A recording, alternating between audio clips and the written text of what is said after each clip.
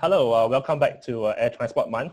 Today we are very pleased to have Singapore Minister of Transport, Mr. Ong Ye Kung with us today, sharing with us with his insights and Singapore's perspective on air transport recovery. Minister, welcome. Hello, morning. It's been a while, around 7 to 8 months since Singapore imposed border restrictions, with the exception of some green lanes set up recently. From a government's point of view, what is the state of the aviation sector in Singapore right now? I would say when we imposed the border restriction, it was unprecedented. We essentially closed our borders to all travelers around the world. Never been done before. They were very drastic.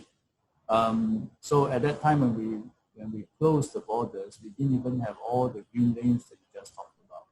So of course, given the kind of extenuating circumstances, the impact on aviation industry is very drastic.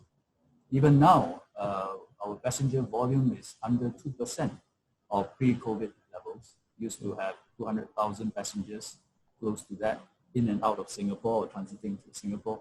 Now we're talking about low thousands, 1,000 a day. So it's still very drastic. We are still a long way from recovery. It's a deep valley and it'll be a very arduous, strenuous task to climb out of that deep abyss. Well, Singapore has been quite progressive when it comes to lifting borders restrictions recently. Now we have China, Australia, New Zealand as some of the countries, and have, of course, established green lanes with Japan and a few. Now, what's the Singapore's policy on these restrictions, and how should some small countries navigate themselves in this environment? Okay. I think first and foremost is that there is no policy to talk about, no recovery policy to talk about unless you keep the virus under control. Yeah, if it's not under control, no matter what your policy is, aviation is not going to restart. So I think the important prerequisite, and which I think we have achieved, is that we kept it under control.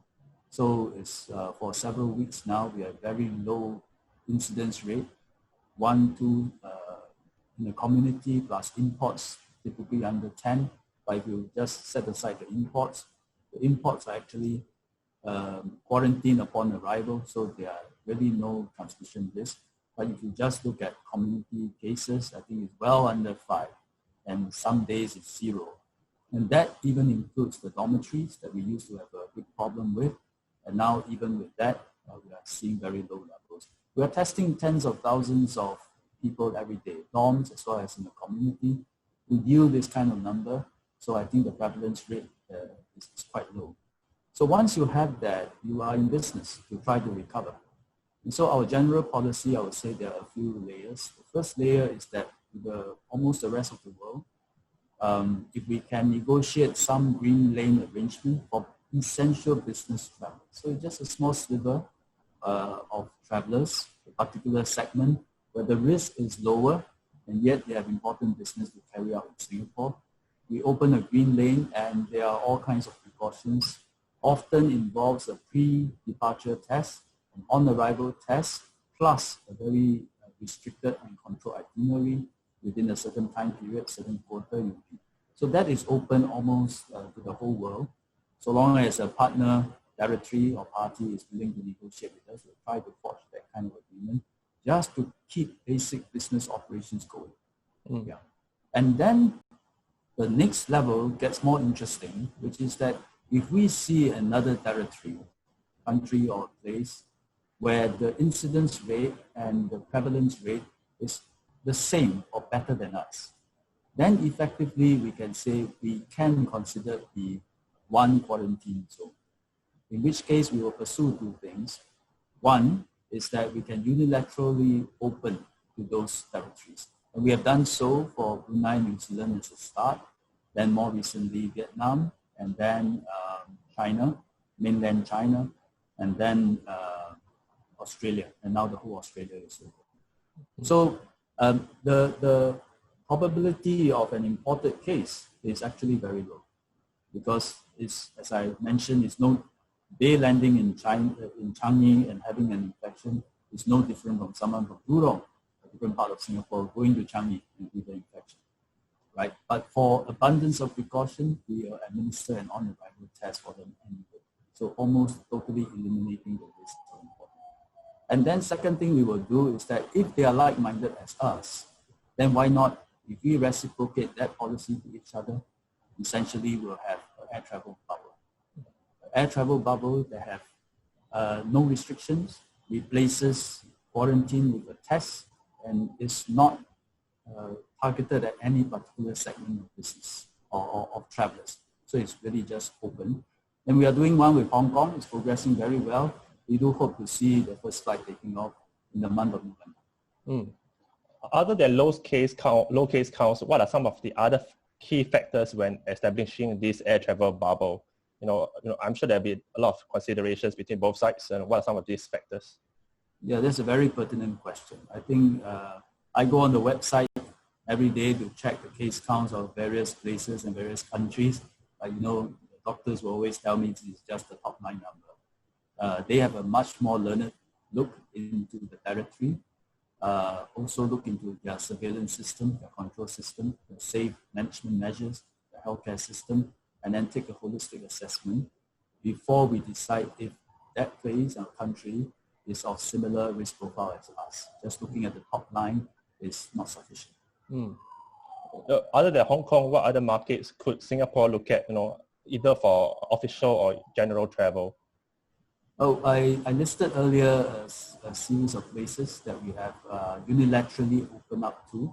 And so these are the natural potential partners that we can negotiate air travel bubbles with. But we are doing it with Hong Kong because it is actually quite a special partner in the sense that both of us are business hubs as well as aviation hubs, both in Asia, both small territories requiring the outside world in order to make a living and survive. So very like-minded in that sense. So I suppose quite naturally we come together and decide that let's do this air travel bubble. I do believe it's the first in the world, where it is between two aviation hubs, no restriction on segments of travelers, and replacing quarantine with tests. I think we have put in place several precautionary measures to make sure that while we liberalize, we're still doing so carefully. And if we implement that well, I'm confident that this will be a successful travel bubble and hopefully a reference point for other partners to consider doing the same. Somebody got to go first and try out new ideas. Scientifically, it makes a lot of sense. From an epidemic control point of view, it makes a lot of sense. But somebody just has to take the first step and do it. And frankly, to be able to manage the public reaction and the politics. And I think it's important that the public have confidence that this is a scheme that will work, that will allow us to achieve two objectives at the same time. Opening up your economy and reviving aviation and economic activities, and at the same time, keep the epidemic under control, which we can between Singapore and Hong Kong. Right. Back in Singapore, how is Singapore helping local carriers, i.e. Singapore Airlines, Jetstar Asia, that's based here, yet at the same time attracting foreign airlines to return to Singapore? So where do you strike the balance between revenue and competition? Yeah, I don't think there's a trade-off. We have always taken the view that it is Changi Airport that is an aviation hub. For Changi Aviation Hub to work well and to succeed, you must first have an anchor national carrier in SIA, but at the same time that is not enough. You do need other carriers to come to Changi to operate from here, both for origin destination as well as for transit and transfers. So I think they are all part of the same ecosystem. We do not share the view that Changi has to be topped up and the foreign carriers doesn't do well or vice versa. It is the same ecosystem. It's a false dichotomy. Of course, being a national carrier, SIA will require our support. There has been support for SIA in the form of a block-based scheme, which is the JSS, the Job Support Scheme, went out to all industries during the period of circuit breaker, our version of lockdown. And during that time, there was payroll support for all companies, and SIA and the aviation sector belongs to the top tier, but they receive the strongest support.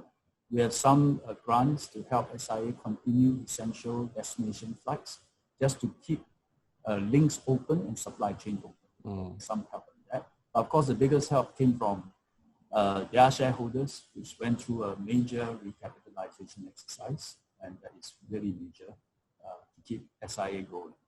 I think from the government point of view, the most important support we can give the aviation sector, including the national carrier in SIA, is our effort to try to open up safely. And the more we can succeed in doing that, that's the help they need most. I don't think SIA need handouts or grants or subsidies. What they need is for passengers to be able to fly again and for borders to be open. Very good point. How important is the synergy between the seaport, which is also Singapore is famed for, and the airport in times like this? Are infrastructure in Singapore ready in the event that a vaccine is available? Yeah, both are closely related. I describe them as the two lungs of the body, both take in oxygen from the outside and keep yourself healthy. The big difference that we realized during this epidemic is that the seaport carry cargo, goods, containers, bulk cargo as well, energy, LNG as well as petrol, and very little human contact. So it continues to perform very well this year.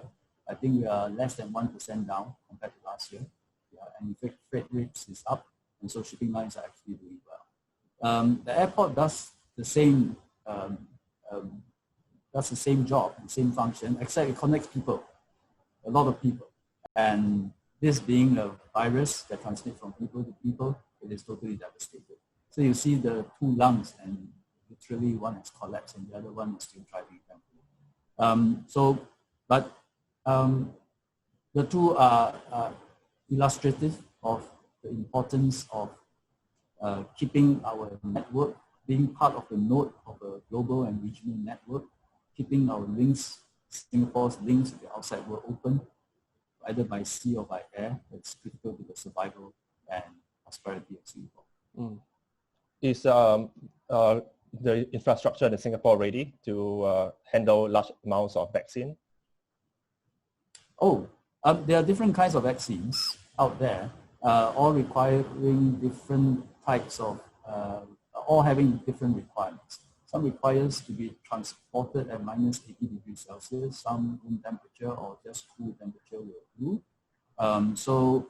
Between the different logistic companies as well as SETs and other transport companies, they are setting up the infrastructure. We do expect vaccines to start production and delivery towards end of the year or even early next year. So we are ready. Okay. Lastly, could Singapore take the lead in helping the aviation community in establishing a commonly recognized protocol or procedure?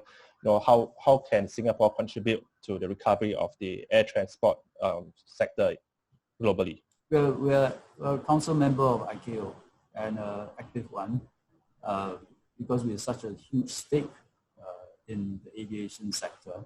So we contribute in terms of our views, our suggested protocols, and what we are doing as a reference point for the rest of the world to take a look at. So we are part of CART, Civil Aviation Recovery Task Force.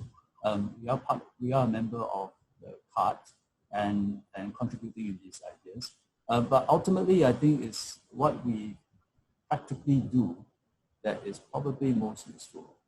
Our policies regarding border opening, RGLs, reciprocal green lanes, our protocols in opening up unilaterally to save countries, and very importantly, our air travel bubble, the first one with Hong Kong. And I think these are case studies that we should bring to ICAO for wider discussion at some point. And I think it would be useful as a template, a reference point for other places to consider.